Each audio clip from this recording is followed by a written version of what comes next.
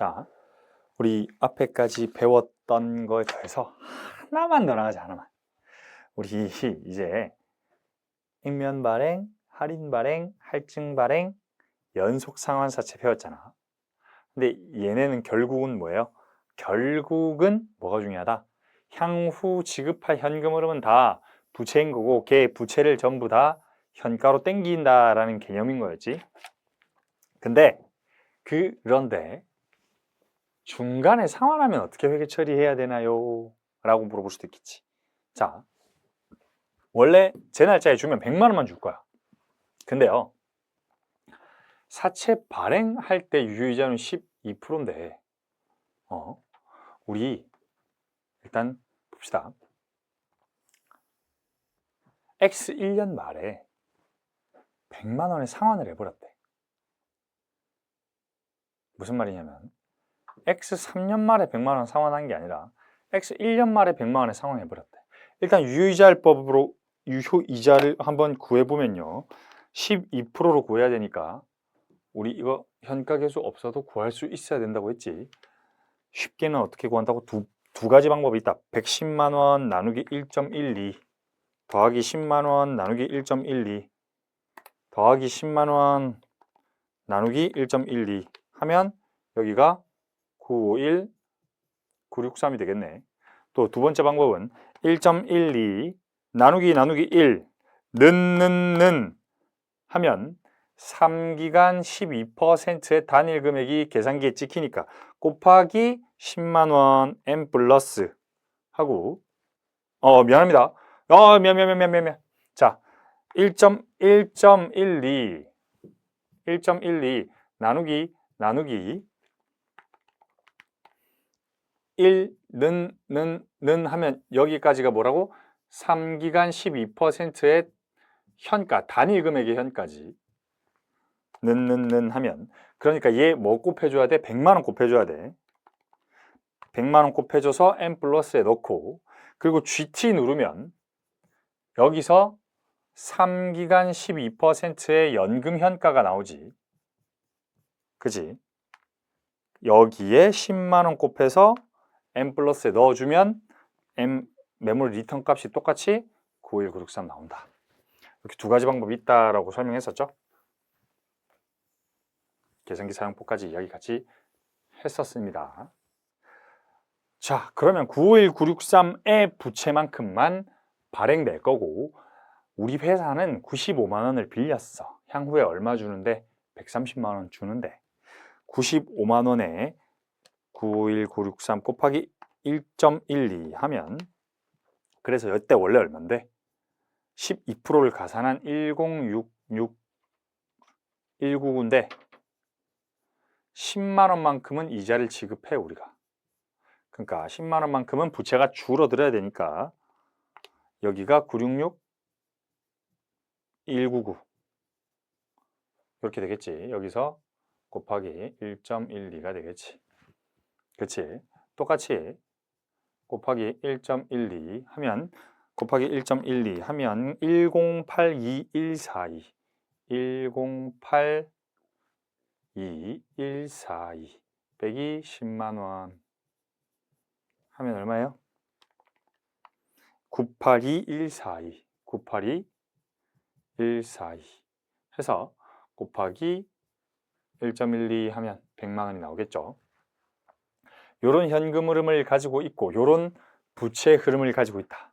우리 X 1년 말에는 96만 6천 원만큼 부채를 부담하는 거다. 근데요. X 1년 말 기준으로 빨리 상환을 하고 싶대. 조기에 상환을 하고 싶대. 왜? 이자 주기 싫대. 우리 현금 충분하고 그러니까 차입금도 여러분 쓸데없는데 가지고 있을 필요 없죠. 이자 나가고. 사채도 빨리 상환해버리고 싶대. 그래서 얼마에 상환했다고? 100만 원을 줘버렸대. 우리가 줄 의무는 얼마밖에 없는데 현재 가치로 계산해 보니까 96만 원밖에 우리가 줄 의무가 없는데 100만 원 줬대. 그러면 얼마 더 준 거예요? 33,800원 더 준 거지. 그치? 더 준 거니까 얘가 뭐겠어요? 비용이겠지. 얘를 우리는 상환손실이라고 부릅니다. 상환할 때 돈이 더 들어갔다라고 해서 상환 손실 33,801원 이렇게 이야기합니다. 자, 요 그대로 푼 거지. 금방 여기 다 푼 거다. 이렇게 한 거야, 금방. 요 딱 한 거지. 물음 1번. 그럼 얘를 어떻게 회계 처리하는지 좀 봐야겠지. 266페이지 하단 보면서 회계 처리 한번 해보죠. 발행 얼마에 한다고요? 951, 963.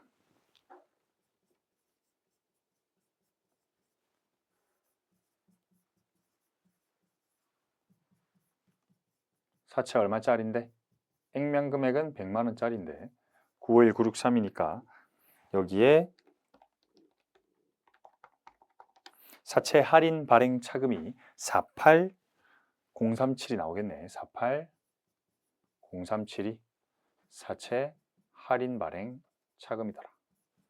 그러니까 재무상태표에 사채가 원래 X년 초에 X년 초다 100만 원 적히면서 여기가 48,037원 해서 951, 963 이렇게 적히는 거지.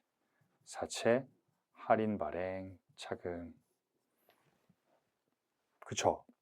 그런데 X 1년 말에 일단 이자를 지급했대.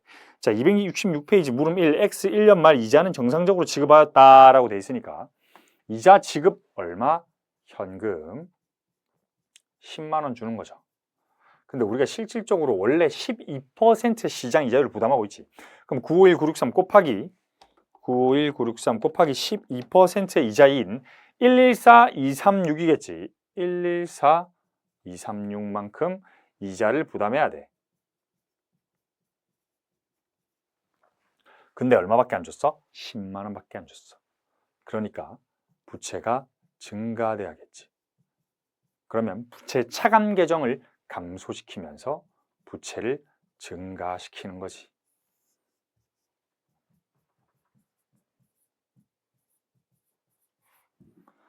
그러면 여기가 사채가 여전히 액면 금액은 100만 원인데 아까 구했던 현재 가치가 얼마야? 966199였지. 966199로 부채가 증가하죠. 사채 할인 발행 차금이 얼마가 됩니까? 33801이 되겠지. 그치? 근데 여러분 이때 어떻게 했대? 상환했대. 지금 부채가 어떻게 기재되어 있는데 요렇게 되어 있는데 요 부채를 상환했대. 얼마 주고? 현금 100만 원 주고. 얘는 안 변하지. 현금 100만 원 줬다는 이 사실은 안 변할 거 아니야. 그러면 상환했으면 내 의무가 전부 사라진 거지. 그럼 어떻게 해줘야 돼? 전부 삭제시켜줘야 되지. 사채가 없어져야 되니까 부채는 감소할 때 차변해서 감소하지. 그럼 부채 차감 계정은요? 부채 차감 계정이 감소하기 위해서 어디로 와야 돼? 사채 할인 발행 차금 이쪽으로 와야 되겠지. 이렇게 와야겠지. 그럼 여기가 뭐가 된다고? 비용인데 이름이 사채 상환 손실이라고 적는다고요. 문제에서 만약에 현금 95만 원에 상환했다라고 하면 사채 그리고 현금 95만 원에 상환했다라고 하면 어떻게 돼요? 사할차가 33801이었으니까 대차가 맞아야겠지. 상환 이익이지. 얼마가? 16199인가? 이렇게 되겠네. 이게 왜 이렇게 돼요? 실질적으로 96만 6,199원짜리 부채를 없애는데 95만 원만 들었으면 16199만큼 이익이지. 당연히 이만큼인데 이만큼으로 상환했으면 얘와 얘 차이인 요 금액만큼 이익이 되겠지. 이게 뭐라고? if 95만 원에 상환하는 경우. 좀 적어 놓읍시다. 이렇게 되겠지. 자, 그러면 만약에 100만 원을 상환한 경우에는 포괄손익계산서에 뭐라고 기재돼요? 영업 외 비용이다. 이자 비용은 원래 영업 외 비용이지. 이자 비용이 얼마예요? 114236으로 기재되면서 사채 상환 손실이 33801 해서 총 비용이 얼마다? 148037이 되는 거지. 영업 외 비용이 148037이 되는 거다. 그럼 단기순 손실이 얼마? 148037이 되겠지. 이걸 우리 뭐라고 해? 단기순 손실인데 여러분 잘 보세요. 잘 봐. X 1년 안에 거래가 다 일어나지. X 1년 초에 발행하고 X 1년 초에 상환하고 그러니까 우리 회사에 결국 나가고 들어온 건 뭐밖에 없어? 현금밖에 없다. 다시 X 1년 초에 현금 빌렸다가 X 1년 말에 현금 갚아버렸지. 그럼 어떻게 돼? 들어오고 나간 게 현금밖에 없어. 들어온 거 얼마 들어왔어? 951963. 나간 거 얼마 나갔어? 100만 원에다가 이자 10만 원에서 110만 원 나갔어. 그 차이가 뭐예요? 단기순 손실이겠지. 왜요? 여러분, 현금이 951963 들어왔었지. 자산이 증가하는 만큼 부채가 감소했지. 그리고 총 모든 현금이 110만 원만큼 감소했지. 자산이. 그러면 여기서 대변에서 부채 얼마 감소? 그럼 나머지 단기순 손실 얼마? 요 차이인 148037이겠지. 부채가 더 많이 감소할 수 없잖아. 그쵸? 이렇게 되는 거다. 자, 이게 뭐다? 조기 상환이다. 뭐랑 똑같아요? 우리 유형자산 감가상각 후에 처분했었죠. 그죠? 감가상각 후 처분이랑 뭐랑 똑같다? 지금 사채의 조기 상환이랑 개념적으로 동일하다. 감가상각을 하고 처분해야 되듯 조기 상환도 어떻게? 이자 비용을 인식하고 상환해야 되는 거예요. 아시겠죠? 자, 그럼 문제 3번 다음 문제 풀어보죠. 조기 상환이 기중일 때 풀어봅시다. 조기 상환이 언제라고?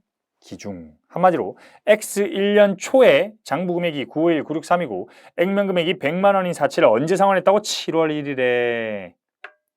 자, 동사채 똑같이 유효이자율 12%다. 그죠? 그러면 우리 여기 이래 원래 현금 흐름이 뭐랑 똑같았다고? 금방 그 문제랑 똑같았다고. 951963이고 곱하기 1.12 빼기 10만 원 하면 966 1999 곱하기 12% 빼기 10만 하면 982 1432고 요게 똑같다는 거지. 현금 흐름이. 여기가 뭐 100만 원으로 써도 되고 빵원으로 써도 됩니다. 상환 전으로 쓰든 상환 후로 쓰든 이렇게 된다는 거지. 부채의 가치가. 그런데 우리 요 기간에 요때 상환을 해버린다는 거지. 자, 그러면 위에도 숫자를 다 적어보자. 1081, 1091, 1081, 091이었네. 아까 이게 무슨 가치? 이자 지급 전 가치. 이자 지급 후 가치죠. 다시 위에가 어떤 가치? 우리가 이자를 안 줬을 때. 여러분이 10만 원 넣어놨는데 내년에 이자 안 뺐대. 11만 원이지. 지금 95만 원 빌렸는데 내년에 이자 안 줬대. 그럼 얼마? 108만 원 줘야 되지. 그 중에 10만 원 줘서 96만 원 남은 거잖아. 그러면요. 자, X 1년 7월 1일자로. 자, 일단 문제부터 제대로 읽읍시다. 물음일 X 1년 7월 1일 상환하는 경우 사채 현재 가치는 얼마인가? 경과이자를 포함한 금액과 경과이자를 제외한 금액을 구하라. 경과이자 어디서 많이 들어봤는데 우리 미수수익, 미지급 비용 이런 거 할 때 뭐 경과이자 이야기한 거 정확합니다. 그 경과이자가 이 경과이자다. 1년에 이자가 얼마예요? 10만 원이지. 우리 권면액이 액면 이자가 10만 원이잖아. 그러면 우리가 10만 원을 365일 동안 나눠서 발생시키고 있는 거지, 쟤한테. 그러니까 여러분, 저 친구가 나한테 얼마 줬어? 자, 내가 기업이고 여기에 이제 대중이 있다고 칩시다. 일반 대중이 나에게 95만 원을 빌려준 거죠. 그러면서 어떤 권리를 가져간 거야? 나한테는 어떤 의무가 있는 거야? 10만 원씩 매년 주고 그 다음에 100만 원을 줄 의무가 있는 거야. 그럼 얘한테는 얘를 1년 가지고 있으면 10만 원 받을 권리가 띵 하고 생기지. 이미 빌려줬으니까 위에 건 빼고 밑에 거에 대한 권리가 매일매일 발생하고 있지. 나는 밑에 이 10만 원에 대한 의무가 매일매일 발생하고 있는 거지. 만약에 여러분 저 사채 권면이라는 게 어떻게 돼 있겠어? 우리 맨 앞에 봤었잖아. 액면 금액이라고 돼 있고 액면 이자라고 돼 있다며. 그러면 12월 31일에는 10만 원을 주는 건데 7월 1일 현재는 얼마를 받을 권리가 생길까? 5만 원을 받을 권리가 생기겠지. 왜? 6개월 동안 들고 있었잖아. 저 친구가 이 사채를 6개월 동안 들고 있었다고. 그러면 10만 원을 6개월 동안 들고 있었던 5만 원의 얘들의 권리가 생긴다고. 그리고 액면 금액은 여전히 100만 원이겠지. 그러니까 이 액면 이자를 뭐라고 한다고 우리? 경과이자. 앞에 우리 미지급 비용 봤었지. 앞에 결산 수정 분계에서 우리 미지급 비용과 뭐 봤었어? 미수수익 이런 거 봤었지. 보자. 페이지 72페이지 봅시다. 72페이지. 가입 금액은 100만 원이며 72페이지 상단 미수수익에 가입 금액이 100만 원이며 정기예금 이자율이 연 5%인데 9개월치 얼마라고? 37,500원. 자, 다음 페이지 넘어가 봅시다. 75페이지에 예제 05번 미지급 비용 대안은 20X1년 9월 1일 은행으로부터 150만 원 차입했는데 그 밑에 그림 보면 9월 1일부터 12월 30일까지 발생한 이자 얼마? 5만 원. 이건 뭐야? 액면 이자지. 실질 이자 아니라 액면 이자잖아. 그럼 다시 넘어와서 268페이지로 넘어와서 우리 요 경과 이자, 이 액면 이자는 어떻게 된다? 6개월이 있으면 5만 원을 지급해야 된다고. 1년 있으면 얼마 지급해야 되는데? 10만 원을 지급해야 되는데. 다시 원래는 1년 뒤에는 10만 원 지급해야 되는데 5만 원만큼은 뭐가 됐다고? 기간이 경과했다는 거지. 6개월만 돼도. 근데 앞에 문제에서는 이자를 지급하고 상환을 했는데 여기에는 이자 지급을 아직 안 하고 상환하는 거잖아. 여러분 예를 들어서 친구가 돈을 빌려갔어. 1년 뒤에 이자랑 원금 주겠대. 110만 원 이렇게 주겠대. 100만 원 빌려주면. 그래서 내가 100만 원 빌려줬다? 근데 6개월 뒤에 나한테 100만 원만 줘. 그럼 여러분 뭐라 하냐? 장난이야? 야, 6개월 이자는 6개월 이자. 어잖아. 여러분이 100만 원 빌려주면 1년 뒤에 10만 원 이자 받기로 했으면 야, 6개월 빌렸으면 6개월치 이자도 줘야지. 장난아. 똑같은 거다. 그러니까 6개월 뒤에 상환할 때는 6개월치의 경과 이자도 줘야 하는 거지요. 계약을 했잖아. 그러니까 여러분이 그러면 이렇게 쳐. 친구가 야, 네 내년에 내가 이자 10만 원이랑 원금 100만 원 줄게. 근데 내가 은행에 가니까 이런 계약을 95만 원 준다더라. 네가 내한테 빌려주면 안 되겠나? 알았다. 95만 원 빌려줄게. 그럼 내년에 100만 원도 주고 10만 원도 줘야 된다. 했어. 6개월이 지났어. 이자 줘야 되지. 6개월 이자. 똑같다라는 이야기죠. 그러면 일단 우리 얘가 1년 동안 있었다면 1년 동안 가지고 있었다면 12%의 이자가 기업에서 발생하는 거였는데 966199 6개월만 가지고 있었지. 그럼 12%가 아니라 12% 곱하기 얘도 당연히 기업에서도 12% 곱하기 6분의 12만큼만 부담해야겠지. 맞잖아. 6개월만 이자를 부담하는 거지. 그러면 91963 곱하기 1.06이 될 테니까 실질적으로 회사는 1009-081 1009-081 95만 원 빌렸는데 6개월 뒤면 원래 얼마 줘야 되는데 100만 원 줘야 된대. 원래 이자율이 12%인 세상에서 6개월이 지나면 95만 원 빌린 사람은 100만 원을 줘야 된대. 왜? 12%의 반 정도는 이자가 발생하거든. 근데 만약에 이 중에 5만 원을 주고 나면 얼마? 959-081 95만 9천 원이 남는데. 알겠죠? 이 상황에서 봐야 되는 거예요.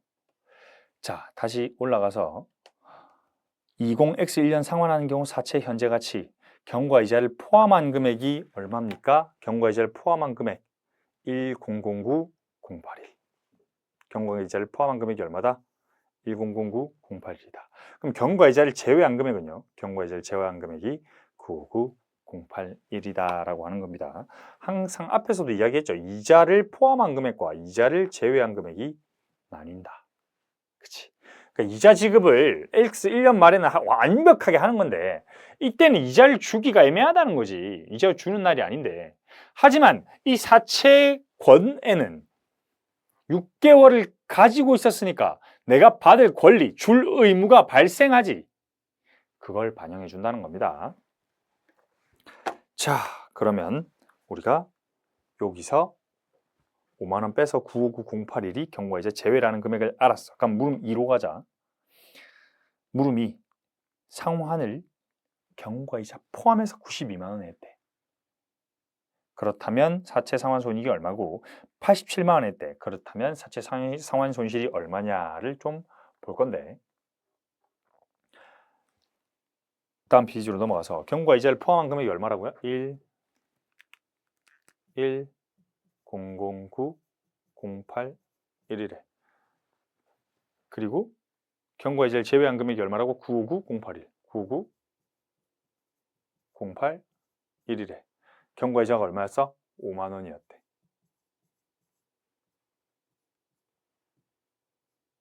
자, 우리가 근데 얼마에 상환했대? 경과이자를 포함해서 상환할 때는 92만 원에 상환한대. 그럼 경과이자를 제외하고 상환할 때는 87만 원을 상환한대. 쌤, 그게 무슨 말이에요? 자, 이제 우리가 돈을 갚아야 되는데 이 이자를 따로 주자고 한 거야. 따로. 야, 5만 원만큼은 일단 이자를 먼저 줘버려. 그래서 5만 원을 현금을 지급해버렸어. 그러면 우리 얼마만 갚으면 돼? 87만 원 갚으면 돼. 실제로 사채는 얼마인데? 95만 원인데. 근데 야, 경과이자, 야, 그거 같이 줘. 그냥 뭘 그걸 따로 줘. 해서 같이 주는 거, 따로 주는 거라고 보시면 됩니다. 그럼 여기에 사채 상환 손익은 포함하든 제외하든 어떻게 돼? 똑같지. 뭐예요? 원래 우리 부채가 얼마였어? 96만 원인데 87만 원만 갚으면 되면 89,081만큼이 뭐야? 사채 상환 이익이 된다. 그쵸? 자, 1월 1일 날 발행하는 게 금액이 얼마야? 현금 951, 963이고 사채가 100만 원이다. 왜? 액면 금액으로 항상 기재돼야 되니까. 근데 사채 할인 발행 차금이 그러면 당연히 존재하겠지. 사채 할인 발행 차금이라고 해서 48037 여기 재무상태표엔 뭐라고 적혀요? 100만 원 빼기 48037이 이렇게 적히는 거죠.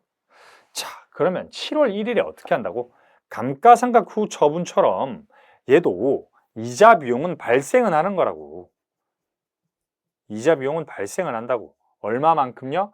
951, 963에 곱하기 12%가 아니라 6개월만큼이 발생한다는 거지. 그게 얼마라고? 57118. 근데 현금 줘요, 안 줘요? 줄 수도 있고 안 줄 수도 있다니까. 자, 준다고 해보자. 현금을 줘버렸어.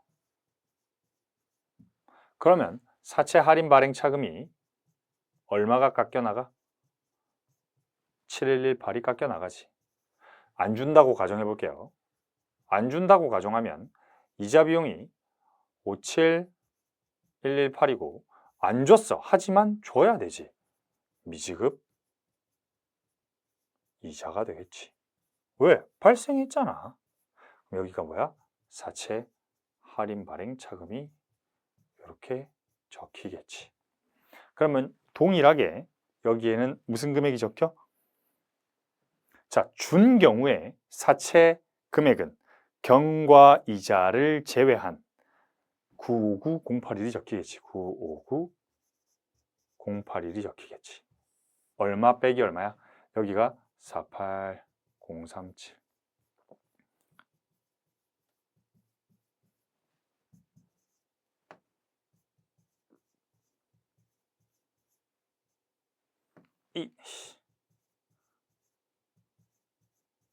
자, 48037에서 7118을 제외하면 40919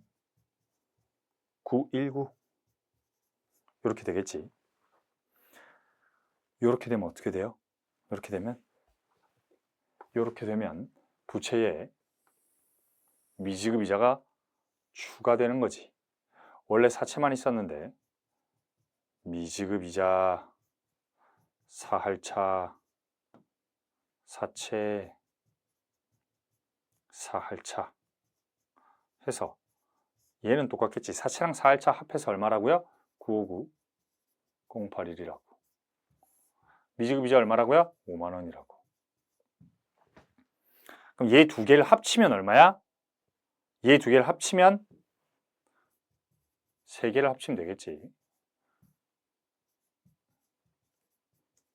이게 싹 다 합치면 1009081이 되겠지. 10090 081이 되는데 이게 뭐라고요? 경과 이자를 포함한 금액이다. 이게 뭐다? 경과 이자를 제외한 금액이다. 자, 현금을 줄 수도 있을 거고 현금을 안 줄 수도 있을 거고 하지만 결국 얘를 상환할 때 줘버리겠지. 자, 상환해보자. 현금을 이미 줘버렸다면 얼마만 주면 돼? 87만 원만 주면 되지. 경과 이자를 제외하고 주니까. 그러면 여기서 현금을, 그러니까 책이 오른쪽이고 지금 여기 왼쪽이 그냥 해보는 거지. 현금을 얼마 줬다고? 87만 원만 줄 수 있겠지. 사채가 얼마였는데? 95 얼마였어? 959081이었는데 자, 사채가 100만 원이었고 사채 할인 발행 차금이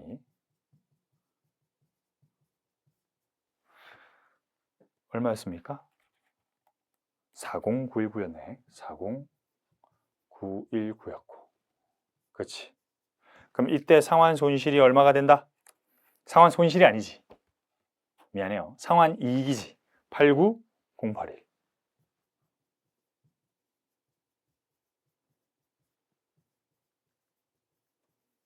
근데 만약에 우리가 경과 이자를 따로 주는 게 아니라 한 번에 주기로 했대. 주기는 무조건 줘야 되는 거예요. 안 주는 건 없는 거야. 그러면 현금 한꺼번에 해서 이 92만 원을 상환하라는 거지. 원래 사채가 얼마였는데? 사채는 동일하지. 사채는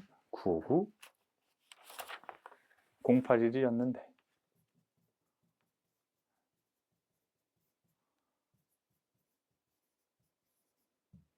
그러면 상환 이익도 동일하겠죠.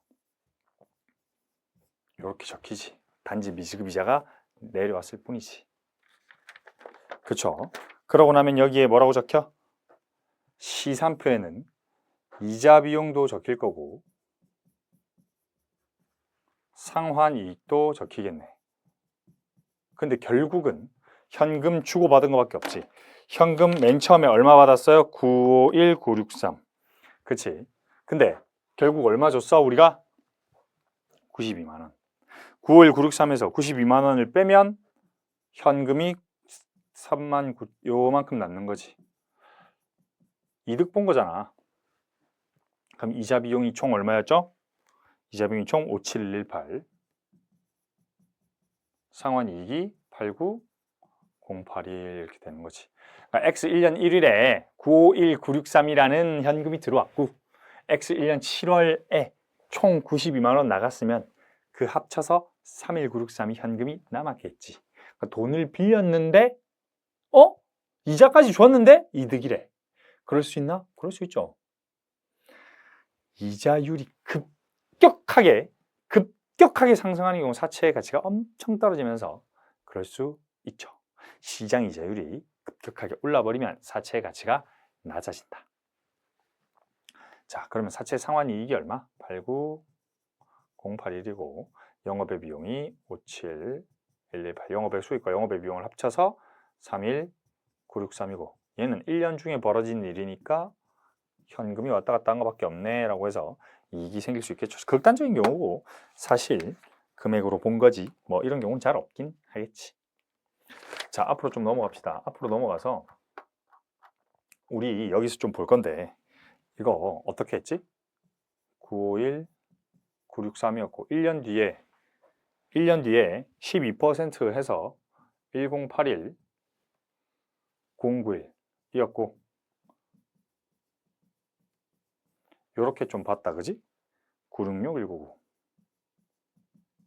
근데요, 여기와 여기는 서로 곱하기 1.12와 나누기 1.12가 성립이 돼요. 그런데 여러분이 가끔 실수하는 분들이 계시더라고. 여기는 곱하기 1.06이 돼. 곱하기 1.06이 됩니다. 그러면 아까 말했던 1009 081에서 5만 원을 빼서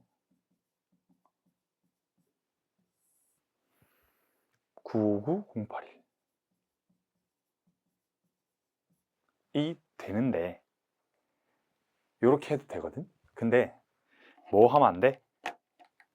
요렇게는 하면 안 돼요. 왜요? 자, 여러분이 10만 원 넣어놨어. 내년에 얼마 준대? 11만 원 준대. 근데 그러면요, 여러분 여기 중간에 이게 1년이래. 중간에 얼마 줘야 돼? 해지하면 10만 5천 원 줘야 돼. 그치? 근데 우리 계약을 조금 바꿔보자. 요렇게 주는 게 아니라 1년에 이자를 2번 준대. 어떻게? 여기 5천 원, 여기 5천 원, 여기 10만 원 이렇게 준대. 이게 뭐라고? 7월 1일, 12월 31일 요렇게 주고 내가 10만 원을 입금한대.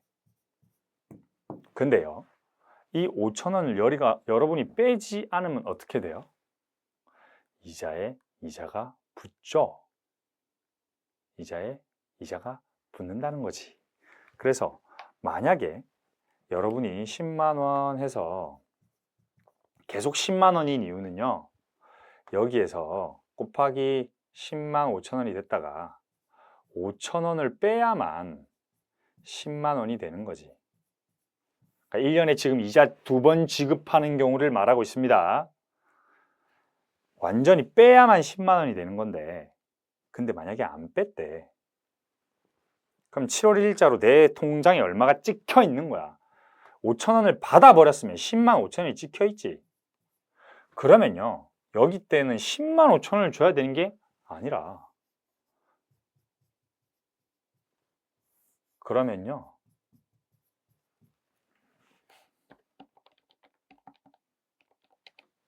11만 250원, 250원을 더 줘야 돼. 250원은 뭐야? 250원은요, 5,000원에 5%예요. 그러니까 여러분이 요거를 할 수 없다는 사실을 알아야 돼요. 왜? 이자 여기서 안 줘. 이자를 주는 게 아니라 여기까지 발생한 거 계산해 본 거야. 얼마 줘야 되는지. 여기까지 와야 이자를 실제로 지급하는 거고, 여기서 이자를 주고 또 주는 게 아니라는 거예요. 그렇기 때문에 여러분이 실수하는 것 중에 하나가, 여기에 적히기만 하면 왔다 갔다 다 되는 거 아닙니까? 근데 여기는 왔다 갔다가 된다. 여기 왔다 갔다 하면 여기 왔다 갔다 하면 안 된다. 아시겠죠? 그것도 어떻게 해도 돼? 요렇게는 당연히 원래 요렇게가 되는 거예요. 요렇게 해도 되는 거지. 요거 안 돼요. 요건 언제 가능한 거예요? 1년에 2번 이자 지급할 때는 이게 안 되는 거야. 1년에 이자 지급하면 한 번에 계산하면 안 되고 오히려 요렇게 해야 되는 건데, 지금은 1년에 한 번 이자를 지급하는 거죠. 자, 우리 여기서 만약에 1년에 2번 이자를 지급한다고 가정하면 요렇게 1.1로 할 수가 없죠. 1.1이 아니잖아. 1.10이오지. 이해되겠죠? 이렇게 하면 안 된다. 자, 이렇게 중간에 조기 상환하는 경우까지 오늘 좀 봤습니다. 자, 빈칸 한번 채워보죠. 이제 사채 좀 마무리하고 빈칸 채워보죠. 사채가 조금 처음 접하다 보면 조금 난해한 면이 있습니다. 그 난해한 면을 여러분이 잘 해결하셔야 되는데, 쌤, 왜 이렇게 좀 머리가 아프죠? 아파야 돼. 새로 접근하는 개념이잖아. 애초에 태어나서 처음 보는 개념을 봤는데 개 쉬워. 여러분, 그건 쉬운 게 아니라 여러분이 알고 있었다는 거고 성장하지 않는다는 거예요. 여러분이 어렵고 난해하고 처음 보는 언어여야만 지식이 습득되는 거고 내 지식의 스키마가 늘어가는 거야. 그러니까 걔를 어떻게 해야 돼? 처음 보는 지식들을 되게 재밌게 단단하게 쌓아가야 되는 거지. 그렇게 하려면 어떻게 해야 돼? 복습, 리마인딩. 그러니까 영어도 여러분 처음부터 태어나서부터 나는 토익 700 하면서 태어난 애가 없잖아. 반복하고 반복해서 토익 700, 800, 900 되는 거잖아. 그죠? 아니, 야, 미국에 태어난 애기 우리나라에서 처음부터 키웠다고 생각해봐. 걔가 영어 할 줄 알겠어? 지식은요, 쌓아가는 거예요. 태어나는 게 아니라고, 본이 아니라고. 그러니까 처음 보는 개념은 원래 어려운 거다. 여러분이 영어를 잘한다면 영어는 쉽겠지만 태국어는 어렵겠지. 왜? 처음 듣는 개념이니까 머리 터지겠지. 그거 겪어야 성장하는 거고 그거 겪어야만 올라가는 겁니다. 자, 오늘 빈칸 한번 채워보죠. 뭐뭐란 미래 시점의 금액과 동일한 가치를 갖는 현재 시점의 금액이다. 뭐지? 현재 가치다. 현재 가치다. 자, 땡땡이란 현재 금액의 시점의 금액과 동일한 가치를 갖는 미래 시점 금액이다. 미래 가치겠지. 땡땡이란 주식회사가 자금 조달하기 위해서 투자자들에게 발행하는 채무 증서 형태의 유가증권을 말한다. 사채겠죠. 자, 빈칸을 채우시오라고 돼 있네. 시장보다 이자를 작게 준대. 그러면 내가 받을 수 있는 돈도 줄어들 테니까 할인 발행이고, 얘 할인 발행할 때 계정 과목을 할인 발행 차금이라고 하고, 시장보다 액면 이자를 더 많이 준다고 하면 돈을 더 받을 수 있을 거고, 그러면 할증 발행되면서 사채 할증 발행 차금이 되겠다. 자, 땡땡이란 사채 액면에 표시된 이자율로 표시된 이자율이니까 액면 이자율 또는 표시 이자율. 자, 땡땡이란 사채의 현재 가치를 구하기 위해, 사채 시장 공정 가치를 구하기 위해 사용하는 할인율로 무이율 이자율과 신용가산 이자율로 구성되네. 시장 이자율. 시장 이자율이란 시장에서 기업을 평가하는 이자율이다. 그러니까 시장 이자율은 기업마다 다르다. 자, 양괄호 7번 유 땡땡이란 사채 발행 금액과 미래 지급할 현금 흐름을 일치시키는 할인율. 이게 중요하지. 뭐랑? 발행 금액과. 그러니까 사채 발행비가 없는 경우에 유효 이자율과 시장 이자율은 동일하지만 사채 발행비가 있으면 발행 금액이 사채 현재 가치보다 작아지기 때문에 유효 이자율이 증가한다라는 거죠. 자, 양괄호 8번. 사채 상환기간 동안 총 이자 비용은 액면금액과 액면이자를 더한 미래지급 현금 흐름에서 사채의 뭐뭐를 차감한 금액이지? 발행금액을 차감한 금액이지. 이거 쉽게 말하면 뭐라고? 미래지급 현금 흐름이 뭐라고? 내가 지급할 금액에서 사채의 받은 돈, 그러니까 줄 돈과 받은 돈의 차이가 총 이자 비용이다. 사채 발행 금액은 공정가치에서 발행비를 차감한 금액이다. 그러니까 받은 돈. 양괄호 9번 기초사채 장부금액에서 유효이자를 곱한 금액이 뭐가요 하면, 자, 기초사채 장부금액이 뭐였어? 아까 막 950, 258 이런 거 있잖아. 유효이자율을 곱했대. 유효이자율이 막 10%였어. 그러면 뭐가 나왔지? 95016 뭐 이런 게 나왔지. 이게 뭐야? 유효이자다라는 거지. 자, 유효이자에서 액면이자를 차감한 금액은 뭡니까? 상각이자다. 이렇게 봤다. 그죠? 자, 이제 사채도 오늘 좀 마무리해보죠. 오늘 어디서부터 봤죠? 사채 회계 처리부터 봤다. 그죠? 사채를 회계 처리할 때 우리가 조금 복잡한 과정이라고 생각하지 말고 뭐부터 좀 생각을 하자? 단일 금액의 회계 처리부터 좀 생각을 해보자 해서 재고자산과 유형자산과 장기대여금 혹은 장기차입금일 경우에 회계 처리를 봤다. 재고자산이든 유형자산이든 장기대여금이든 구입하든 처분하든 뭐 하는 거였지? 미래에 만약에 20만 원, 3년 뒤 20만 원이라고 하면 다 이거 뭐라고? 현재 땡기라고. 현재 150, 258 뭐 이런 숫자가 있었죠. 그러니까 3년 뒤에 20만 원을 준다라고 하면 우리가 의무가 있는 거고, 현재 의무는 얼마라고? 15만 원이라고. 3년 뒤에 20만 원을 줄 의무의 현재 가치는 15만 원이라고. 그러니까 재무상태표에 뭐가 표시된다고? 15만 원이 표시된다고. 그럼 1년 뒤에는 뭐 165, 289였나요? 정확한 숫자는 기억 안 나지만 여하튼 1년 뒤에 내가 줘야 할 의무는 16만 5천 원이 된다라고 하는 거지. 그리고 3년 뒤에나 이 의무가 20만 원이 된다는 거지. 그럼 부채를 직접 더해주나요? 아니, 이때는 가감 계정을 좀 쓰재. 재고자산이나 유형자산이나 대여금 차입금은 어떤 계정을 쓰는데 현재가치 할인차금 혹은 뭐 현재가치 할증차금은 잘 없습니다만 현재가치 할인차금이라는 계정을 쓴대.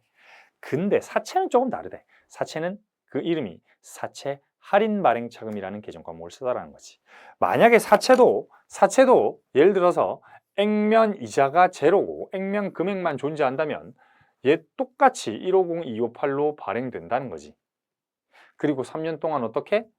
이자 비용 4할차, 이자 비용 4할차, 이자 비용 4할차 이렇게 해서 20만 원이 된 다음에 20만 원을 상환하는 거였는데 사채는 대부분 액면 금액과 액면 이자로 이렇게 이루어져 있더라라는 거지. 이렇게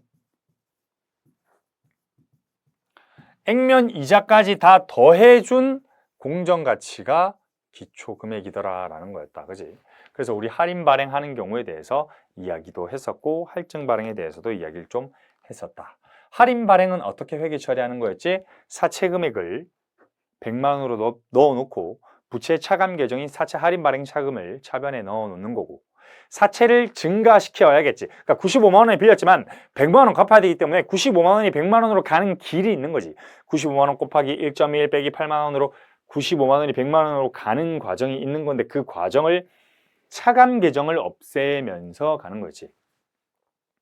할증 발행 차금 같은 경우 105만 원 정도에서 100만 원으로 가는 내려가는 과정이지. 그러니까 할증 발행 차금이라는 부채 가산 계정을 깎아가면서 부채 금액을 100만 원으로 만들어주는 거였지. 그렇죠?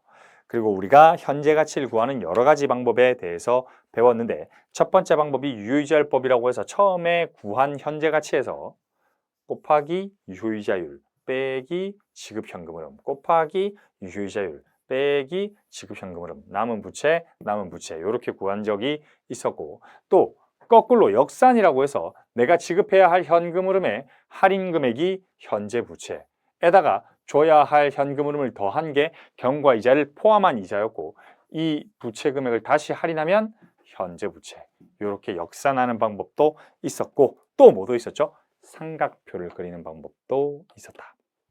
삼각표라고 하면 유효이자와 액면이자를 구분하자는 건데 유효이자라는 놈은 우리가 어떻게 구하지? 기초사채 장부금액에서 유효이자율을 곱해서 내려가는 건데 실질적으로 기업이 부담하는 실제 이자율인 거지.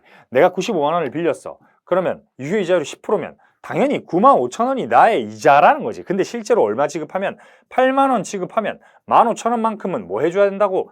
상각해줘야 된다는 말이 부채를 상각한다는 말이 아니라 현재 가치 할인 차감을 상각함으로써 사실 상각이라는 말보다는 부채 조정이지. 부채를 조정하는 거지. 왜? 9만 5천 원에 대해서 돈을 줘야 되는데 8만 원밖에 안 줬어. 그러니까 15,000원 조정해줘야 되지. 만약에 액면 이자가 빵이래. 그러면 야 9만 5천 원만큼 여전히 더 줘야지. 당연한 거 아니겠어? 이렇게 된다는 거지. 이렇게 삼각표를 그리기도 했었다. 자, 그리고 우리가 연습 문제로 넘어와서 연속 상환사채를 봤었다. 연속 상환사채건 일반 사채건 결국 정답은 뭐다? 지급 현금 흐름은 다 부채다. 이자도 부채고 액면 금액도 부채다. 통으로 보아도 무관하다. 그러니까 여러분이 연습할 때는 사채 할인 발행 차금 뭐 이렇게 연습하지 말고 그냥 처음에 정 헷갈리면 순 부채로 기록해서 연습해도 무관하다. 실제로 무관하다. 그렇게 하고 1회독 한번 하고 나서 그 다음에 여러분이 회계 순환 과정 한번 진하게 다시 복습하고 할인 발행 차금과 할증 발행 차금, 부채 가산 계정, 차감 계정, 자산의 가산 계정, 자산의 차감 계정 같은 걸 복습하면 조금 더 와닿으실 겁니다. 이해되시겠죠? 그러니까 어떻게 해도 된다는 거야. 어떻게 해도 된다는 거야. 그냥 사채 할인 발행 차금 안 쓰고 사채를 순사채 금액으로 그냥 써서 연습해도 된다라는 거죠. 헷갈리면. 처음에 좀 많이 헷갈리실 겁니다. 근데 여러분이 아까 바로 앞에 말했지만 안 헷갈리면 여러분은 여기 있으면 안 돼. 딴 데 가야지. 저기 위에. 그지? 아주 똑똑한 사람들. 여러분 뭐 공부가 재능입니까? 뭐 노력입니까? 뭐 이런 거 물어보던데 공부를 떠나서 이 세상에 있는 모든 능력은 재능이죠. 네, 재능입니다. 근데요, 그 재능이라는 걸 가지고 있는 사람은 전 세계에 1%밖에 없어요. 그 재능을 가지고 있는 사람도 노력을 안 하잖아요. 쓸모가 없어요. 1%의 재능과 노력이 있는 사람은 저기 그냥 아예 다른 곳으로 가 있는 거지. 그럼 나머지 99%는 뭐예요? 당연히 재능이라는 걸 가지고 태어나지 않아요. 알 수도 없고요. 그럼 뭐 해야 돼? 노력해야지. 언제까지? 뭘 언제까지야? 계속 하는 거지. 김하나가 피겨스케이팅에서 타면서 그랬죠. 무슨 생각하면서 스트레칭 하세요? 무슨 생각을 해? 그냥 하는 거지. 그냥 하는 거야. 여러분이 이해될 때까지 그냥 계속 하는 거야. 그래야 이해가 되지. 아, 나는 이해가 잘 안 돼. 내 머리가 부족해. 너만 그런 게 아니라 싹 다 그런 거예요. 여러분만 부족한 게 아니라 싹 다 헷갈린다고. 근데 사채라는 걸 미리 접해본 인간이 있을 거고 사채? 사채업자밖에 모르는 사람이 있을 거라고. 사채업자밖에 모르는 사람은 이런 이자율에 대해서 생소한 사람은 많이 해야 될 거고 이자율에 대해서 조금이라도 이해하고 있는 사람은 조금만 하면 되겠지. 항상 나랑 비교하고 합격한 사람들이랑 비교하세요. 아시겠죠? 항상 이렇게 항상 좀 제발. 자, 그렇게 우리가 연속 상환사채가 얘가 셌다. 연속 상환사채까지 받고 조기 상환도 이야기를 했다. 조기 상환 뭐랑 비슷하다? 유형자산의 감가상각 후 처분과 닮았다. 왜? 감가상각도 기말에 감가상각비를 인식하는 이유는 매일 발생하는 놈을 매일 인식하기 좀 번거롭기 때문에 기말에 하는 거였고 7월자로 잘라서 팔면 7월까지 감가상각 하는 개념이었는데 이자 비용도 매일 발생은 하는 거지. 매일 발생은 하는 건데 매일 발생하는 놈을 7월 일자로 끊어서 경과 이자도 같이 지급해줘야 되니까 걔도 같이 회계 처리해주고 상환해야 된다라는 거였죠. 조기 상환까지 우리가 마무리했습니다. 그리고 유형자산으로 넘어가서 우리 보론도 같이 봤었다. 그렇지? 할부구입 어떻게 한다? 똑같다. 사채와 완전 동일하다. 기계장치 구입은 기계장치 구입이고 기계장치 구입이고 내 부채 금액을 이자 비용과 상환 금액으로 나누어서 완벽하게 동일하게 처리한다는 거. 즉 재무상태표에는요. 어떤 게 표시돼요? 미래 지급 현금 흐름의 현재 가치입니다. 재무상태표에는 미래 지급 현금 흐름의 현재 가치가 부채로 기록되는 거라는 거죠. 이해되시겠죠? 자, 4차도 이렇게 좀 마무리를 해 보겠습니다. 자, 오늘도 고생 많으셨고요. 우리 다음 시간에는 이제 종합 문제 한번 풀어보고, 그리고 보론에서 재무 비율을 조금 공부해 보고요. 재무 비율을 본 뒤에 약속했던 전체 복습과 그리고 삼성전자 재무제표를 보면서 우리가 회계적 지식이 어느 정도 늘었는지 체크해보고 마무리하는 시간 좀 가져보겠습니다. 네, 오늘도 고생 많으셨고요. 다음 시간에 뵙도록 하겠습니다. 감사합니다.